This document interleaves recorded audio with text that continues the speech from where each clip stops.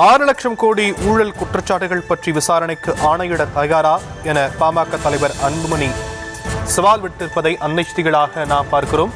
திமுக மீதான ஊழல் புகார்கள் கற்பனையா என்ற கேள்வியும் அவர் முன்வைத்திருக்கிறார். ஊழல் குற்றச்சாட்டுகள் அனைத்தும் கற்பனையானவை என முதலமைச்சர் கூறுவதாகவும் 6 லட்சம் கோடி ஊழல் குற்றச்சாட்டுகள் பற்றி விசாரணைக்கு ஆணையிட தயாரா என அவர் கேள்வி ஒன்றை முன்வைத்திருப்பதை அன்னை செய்திகளாக நாம் தற்போது பார்த்து வருகிறோம்.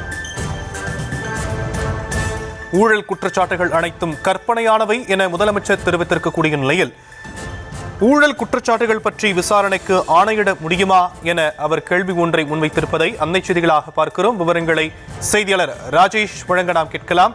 ராஜேஷ், முழு விவரங்கள்.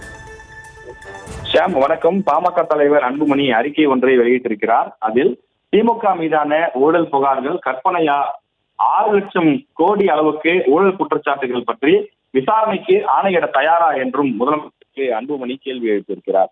திமுக மீதான ஊழல் குற்றச்சாட்டுகள் அனைத்தும் கற்பனையானவை என்றும் அவற்றை இதுவரை யாரும் நிரூபிக்கவில்லை என்றும் முதலமைச்சர் மு.க.ஸ்டாலின் கூறியிருக்கிறார். திமுகவின் ஊழல்களுக்கான ஆதாரங்கள் நிரம்பி வழிந்து கொண்டிருக்கக்கூடிய நிலையில் சட்டத்தின் சந்து பொந்துகளில் நுழைந்து கொண்டு அவற்றின் மீதான விசாரணைக்கு முட்டுக்கட்டை போட்டு வரும் முதலமைச்சர் மு.க.ஸ்டாலின் அவர்கள் அவரது அரசின் மீதான ஊழல் குற்றச்சாட்டுகள் கற்பனை என்று கூறுவது நகைமுரணின் உச்சம் என்று அன்புமணி விமர்சனத்தை முன்வைத்திருக்கிறார். NDTV தொலைக்காட்சி நிறுவனத்தினுடைய அந்த விவாத நிகழ்ச்சியிலே முதலமைச்சர் பேசும்போது பல்வேறு கருத்துக்களை குறிப்பிட்டிருக்கிறார். திமுக எந்த விதமான ஊழலும் செய்யவில்லை என்றும் திமுக ஆட்சிக்கு வந்த நாள் முதலாகவே ஒவ்வொரு நாளும் அந்த ஒவ்வொரு ஊழல்கள் தொடர்ந்து அம்பலமாகி வருகின்றன என்றும் அன்புமணி பட்டியலிட்டு குறிப்பிட்டிருக்கிறார்.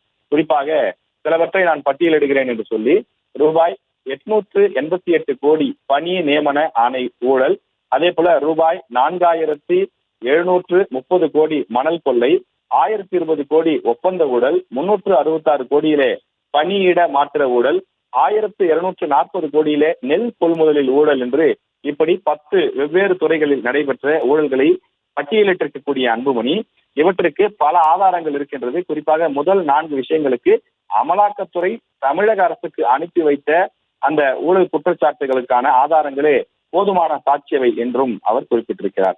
ஆனால் இதன் மீதெல்லாம் வழக்கு பதிவு செய்யாமல் தமிழக அரசு காலம் தாழ்த்தி வருகிறது. இது பற்றி ஏற்கனவே சென்னை உயர்நீதிமன்றம் கூட பல முறை வினா எழுப்பியிருக்கிறது என்றும் அன்புமணி குற்றச்சாட்டுகளை முன்வைத்திருக்கின்றார். தொடர்ந்து பல்வேறு ஊழல்கள் செய்திருக்கக்கூடிய திமுக ஆட்சியின் ஊழல்கள் செய்தவர்கள் மட்டுமின்றி பிற கட்சிகளில் ஊழல் செய்தவர்களையும் சலவை செய்து காப்பாற்றுவதில் திமுகவுக்கு இணை திமுக தான் என்றும் அதற்கு அந்த கட்சியில சேர்ந்த முன்னாள் அமைச்சர்கள் செந்தில் பாலாஜிக்கும் வைத்தியலிங்கத்திற்கும் அளிக்கப்பட்டுள்ள அங்கீகாரம் தான் சான்று எனவும் அவர் குறிப்பிட்டிருக்கிறார். தொடர்ந்து விஞ்ஞான ஊழலுக்கு எடுத்துக்காட்டாக விளங்கி கொண்டிருக்கக்கூடிய திமுக தங்களுக்கும் ஊழலுக்கும் தொடர்பில்லை என்று கூறுவது அவல நகைச்சுவை என்றும் அன்புமணி கடுமையான குற்றச்சாட்டுகளை முன்வைத்திருக்கிறார்.